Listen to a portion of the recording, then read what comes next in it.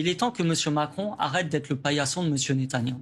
Parce que ce qui s'est passé, c'est que vous savez très bien que les famines dans le monde aujourd'hui sont quand même plutôt orchestrées par des gouvernements ou certaines dictatures. C'est pas parce que il ne pleut pas assez, ça n'enlève rien. Très bien. Mais cette arrestation a eu lieu dans les eaux territoriales internationales. C'est une violation du droit international et ce n'est pas la première. Je rappelle qu'on a des gendarmes qui se sont fait pour le moins bousculer La question, et c'est ce que je voulais dire Antoine, est-ce qu'il y avait-il besoin que Rima Hassan soit à bord de ce bateau? En fait, c'est ça la question. Je veux juste finir là-dessus. On a des gendarmes qui se sont fait molester quand notre ministre des Affaires étrangères était en Israël. On a des diplomates qui se sont fait viser. Il va falloir attendre quoi?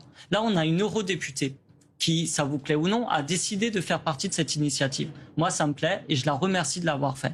Qui a théoriquement l'immunité diplomatique. Et on a l'État israélien qui se permet d'aller dans les eaux territoriales internationales pour Pardon, mais là, vous ne faites pas de l'humanitaire, vous faites de la politique et vous faites de la diplomatie. Mais non, moi je fais du droit international. Et oui, je pense que si seulement... pas de l'humanitaire en tout cas. Oui, mais si seulement le droit international était respecté aujourd'hui, eh bien peut-être qu'il n'y aurait pas besoin de faire des flottilles de la liberté pour venir en aide aux Gazaouis qui sont en train de mourir de faim. C'est la moindre des choses que notre pays veuille protéger ses ressortissants.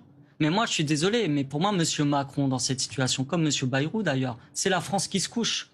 Et celle qui, au moins, a regardé dans les yeux l'État israélien et les crimes qu'il est en train de commettre, eh bien, désolé de le dire, oui, c'est Rima Hassan et ceux qui étaient sur cette flottille. Enfin, elle n'est pas chef de l'État jusqu'à présent. Attendez, je vais vous dire. Regardez en Espagne, par exemple, une des 12 personnes qui étaient sur ce bateau est espagnole.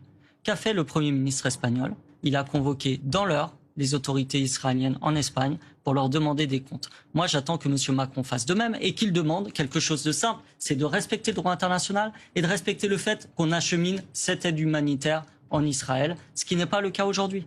Pardon, à Gaza, et ce qui n'est pas le cas aujourd'hui.